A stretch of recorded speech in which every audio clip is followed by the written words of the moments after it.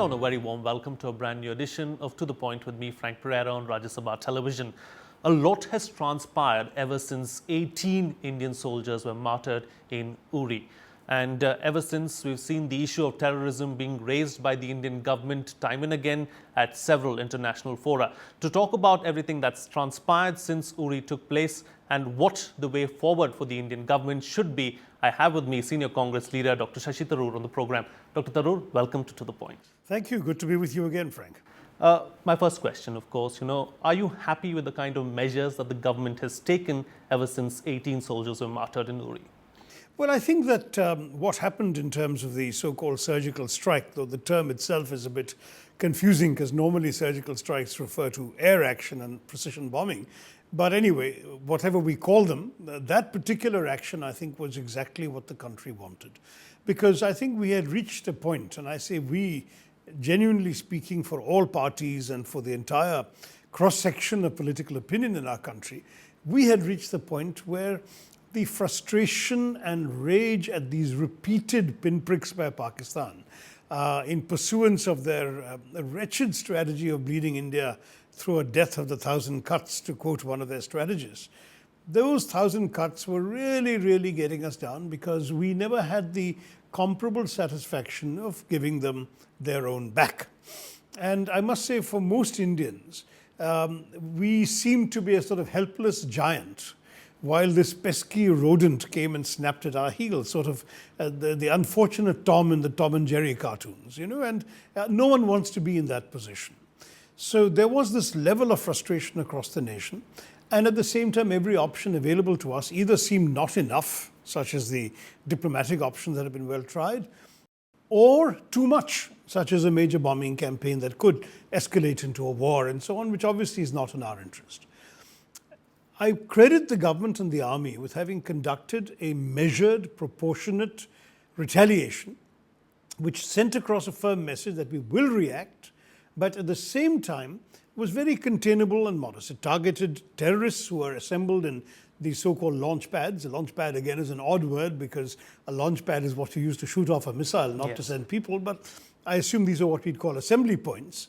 And we made it clear that our quarrel is not with Pakistan. Of course, we all know it is, but our quarrel is not with Pakistan, it's with terrorism. And therefore, we said in the initial statement that the army is contemplating no additional operations. For all of these, I give tick marks. We did the right thing. We did it in a proportionate way. The statement issued was measured, calibrated, precise, no bragging, no triumphalism. And we signaled that we had done it, we're not going to do any more. Now the ball is in Pakistan's court as to how to react. Their initial reaction, as you know, was to say deny it had ever happened. They even bust journalists. That brings me to my next question. Were you surprised at the way Pakistan reacted to all of this? Well, in one sense, yes, because I thought they'd be furious and they would denounce us and so on. And though some furious denunciations did come, perhaps almost reflexively, the line they seemed to take was this had never happened, it's pure Indian propaganda, that it's an operation that's only happened in the media, airwaves, and that as far as Pakistan is concerned, they've taken international journalists to the line of control and said, see, things are absolutely normal. But the line of control is not sort of, one or two places, that it's a very long line of control. And in those hundreds of kilometers, there are clearly places where we did strike, which we felt were the right ones to strike. Now, having said that, there are some saying, why can't we release video evidence and so on? I see no reason personally to compromise our intelligence gathering to show either our soldiers, their faces, their equipment, their methods of operation, all of that. Why should we reveal it by showing the video? What I'm prepared to do is to say, look, why don't we actually reveal the coordinates of the places we struck? Obviously, Pakistan knows what was hit, so we're not revealing anything they don't already know. Whereas if we release the footage, we are revealing things they don't know, and the world doesn't know. So I would be not in favor of releasing footage. I would be in favor of releasing coordinates saying at such and such degrees north, such and such degrees east, we struck at such and such time. Of course, it's possible the Pakistanis are busy repairing those places so they can be made to look normal, which is why if we're going to do that, we should do it very quickly. Indeed. But every time we talk of Pakistan, there's always the Chinese angle that we need to worry about. And let's not forget the China-Pakistan economic corridor runs right through Indian occupied or Pakistan occupied Kashmir, and India is claiming that that particular region for a long time now. So when we look at Pakistan as a whole, we need to look at China as well, don't we? Yes, I mean, China is very clearly Pakistan's most influential backer geopolitically, and they have two motives. One is clearly Pakistan as a balance to India, a constant irritant that can, push India back a little bit and not allow it to get too ambitious in terms of, shall we say, aspiring to equal China's stature on the regional or world stage. So in that degree, having an irritant in the shape of Pakistan is useful for China. But secondly also is the undoubted geopolitical interest in the road that runs through Pakistan, starting through the Pakistan-occupied Kashmir, going down eventually through Baluchistan and reaching the port of Gwadar. Why? Because of two factors. First, oil and other essential supplies from the Gulf countries can now be trucked up by road to Western China, which will be a colossal 75 to 80% saving in transportation costs. Secondly, Chinese goods can be exported through the land route to the Western world or to ports like Dubai and so on much more easily from Gwadar than they can be from any of the ports on China's eastern seaboard, from where they actually have to go through the South China Sea, the Straits of Malacca, around India, across the Arabian Sea, and then into the Gulf. So again, it's a tremendous advantage for both export and import. This is significant for the Chinese. I think the military advantages may or may not follow later. Those of us in the strategic community here who worried about Chinese nuclear submarines, docking at Gwadar and so on, I think are getting the wrong end of the stick. I don't think that at the moment China's ambitions are military. They could become military if the region became disturbed and the waters were troubled, but their principal interest is economic and geopolitical, and there I think this project means a lot to them. But is China a country that we should worry about? Should we, be worried at some point in time that China may get involved if things escalate between India and Pakistan? Well, the reasons we have to worry about China are very clear. They are reasons that emanate from China. First of all, the unwillingness of China to settle the long-running frontier dispute. We have been making very many suggestions that we're prepared to overcome our earlier reluctance to accept the so-called Deng Xiaoping formula and settle along the existing lines of control, more or less, or lines of actual control with some minor adjustments. China says that offer is no longer on the table. Secondly, they have publicly laid claim to Arunachal Pradesh, which for us is non-negotiable. It's a state of India with a population that lives there, votes in India, has a stake in this society. We're not going to surrender them or their territory to the Chinese. And then, of course, the third frustration is this use of Pakistan to keep cutting India down to size. Ironically, India had always seen itself very differently. India had seen itself as a potential friend of China's.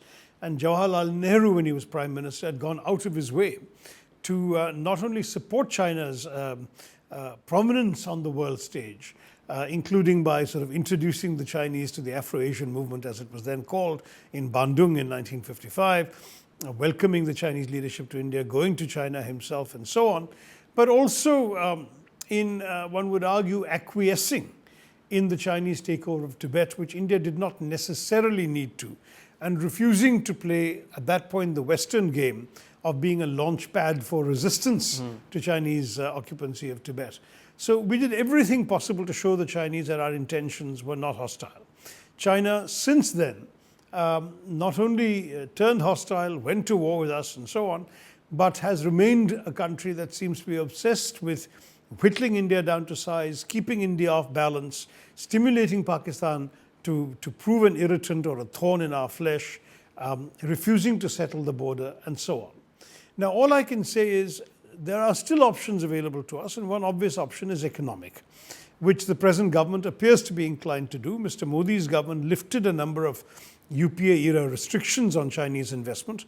Our government had previously not permitted Chinese investment in sensitive sectors like power, telecoms, and ports. But Mr. Modi has lifted all those restrictions. And I can see part of the logic must be, apart from the economic logic, that the more China develops an interest and a stake in the Indian market and in the Indian economy, the bigger China's stake in our country, the less likely that they would indulge in military adventurism or even geopolitical opposition to us. And that logic I can't seriously fault, but it hasn't worked so far because the Chinese have not risen to the bait. They have not come in with significant amounts of investment yet. Again, that might change. But so far, the early exchange of visits between President Xi and Prime Minister Modi have not translated into any significant investment in India from China. Indeed, talking about economics, the most favored nation status, as far as Pakistan is concerned, came up. There was a lot of coverage in the media about it. Prime Minister also called for a meeting and, a decision was to be taken. A decision has not yet been taken on that. What's likely to happen on that front, do you think?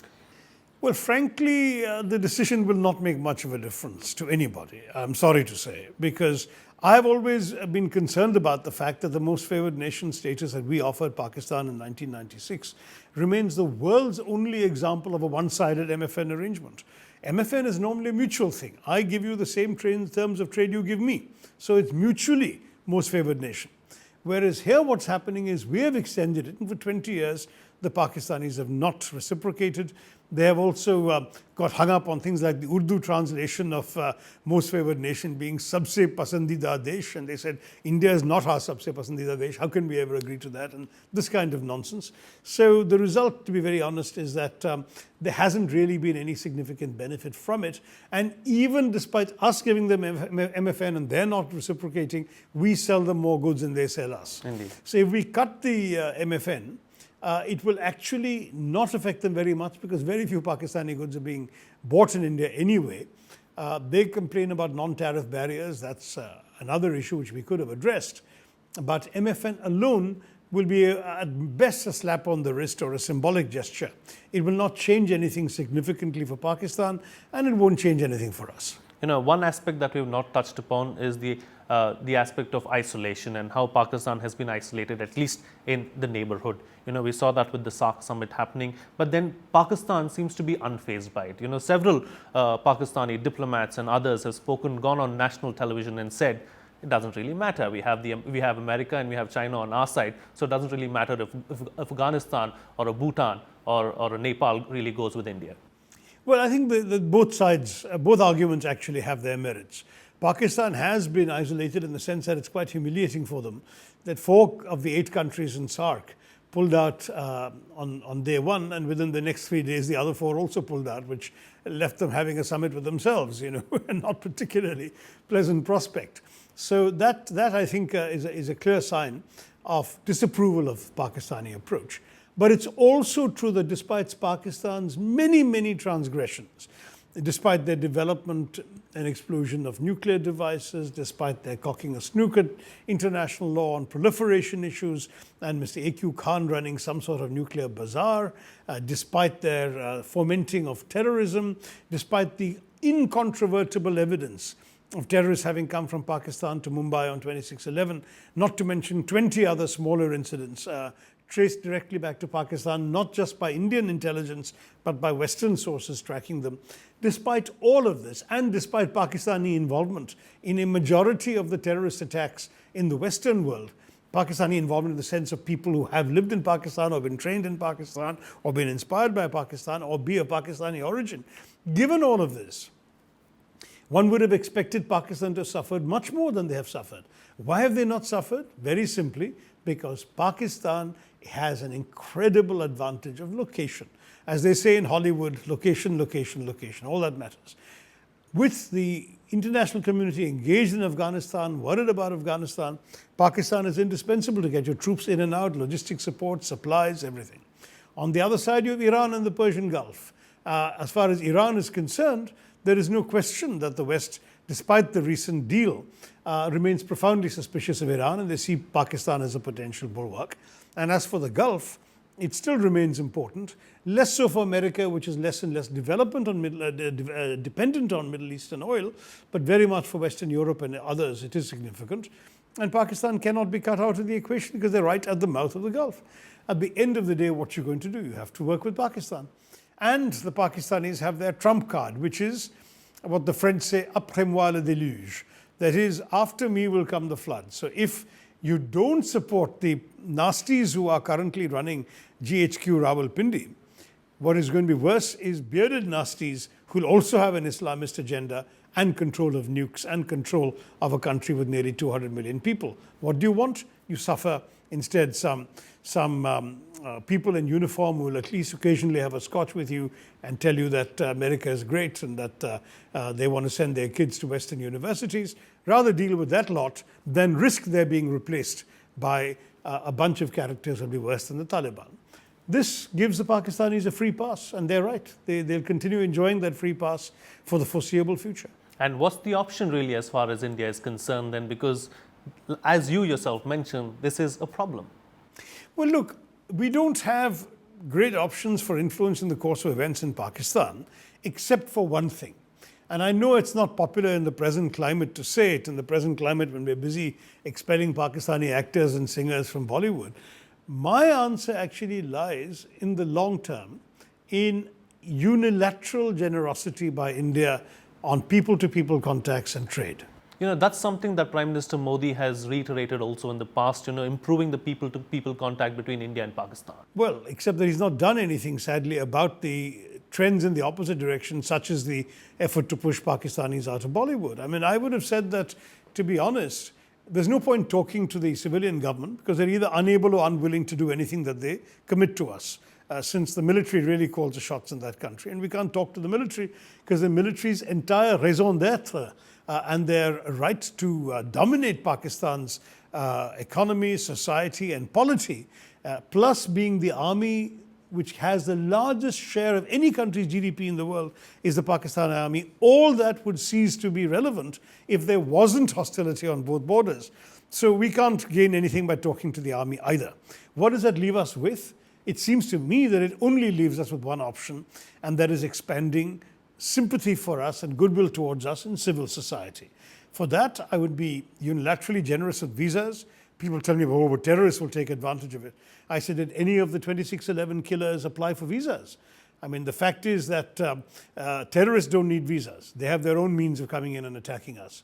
What we can do is extend visas it will give them another mode of infiltration into India. So we have categories. So you basically have drawn up categories of people who are eligible for easy visas and without restrictions. They can be journalists, they can be business people, they can be retired diplomats and serving diplomats. They can be even if you like certain categories of retired military people. You can draw up the right categories. But the whole idea would be to say to large sections of the Pakistani elite, designers, singers, actors, certainly, writers, musicians, that there is a large audience here, a large public here. Frankly, every Pakistani I've ever met who's come to India has gone away with stars in their eyes about our country. They love the place. In many ways, they see all that is familiar to them and all that is yet unfamiliar, because India seems to them to be what they would like their society to become, but it is not yet. So what we need to do, seems to me, is to take advantage of that by opening up the space to these people, and similarly for trade and business. Let them come in, let them enjoy access to our vast market, which is after all 6 times bigger than their market. And let them realize there are huge advantages in dealing with India and trading with India. It could transform them too. The idea is, once again, as with China, you create a larger constituency of people with a stake in good relations. So that if indeed the Lashkar-e-Toiba and the Jaish-e-Mohammed and the ISI proceed to do nasty things to India, and these processes are interrupted, as they inevitably will have to be if nasty things happen, then these people will say, why are you doing this to us? You're hurting us too. And presumably the resistance to this kind of behavior in Pakistan will keep growing. I know it doesn't sound like much, but to my mind, it's the one thing we haven't tried. Indeed. All right. Let's hope that we do something on that front too, and there is some kind of forward movement. But ever since Uri happened, Dr. Tharoor, we've seen people within India call for a multi-pronged approach in dealing with Pakistan. One of the things that came onto the table and that was discussed was the abrogation of the Indus Waters Treaty. Now, it's a very complex subject, isn't it? I mean, there were several people who came out and said, you know what, India should stop water to Pakistan. Is that the solution? That clearly is not a solution. That is not the solution, and the reason it's not the solution is also multi-pronged, if you like. First of all, because we don't abrogate treaties. We are a country that has a worldwide reputation for respect for and adherence to international law, which would be jeopardized and which would hurt us, because there are lots of other international laws we want other countries to respect when it comes to dealing with us. Secondly, abrogation is a slightly foolish thing to do. So what you're going to do with all these waters, if they don't flow to Pakistan, even diverting them would flood your plains and cities all the way from Srinagar down to Punjab. I mean, it's not something you can do. You have to build bad dams and so on. That takes years. So it's not in any case an immediate feasible action. Third, and equally significant, is that our quarrel is not with the people of Pakistan.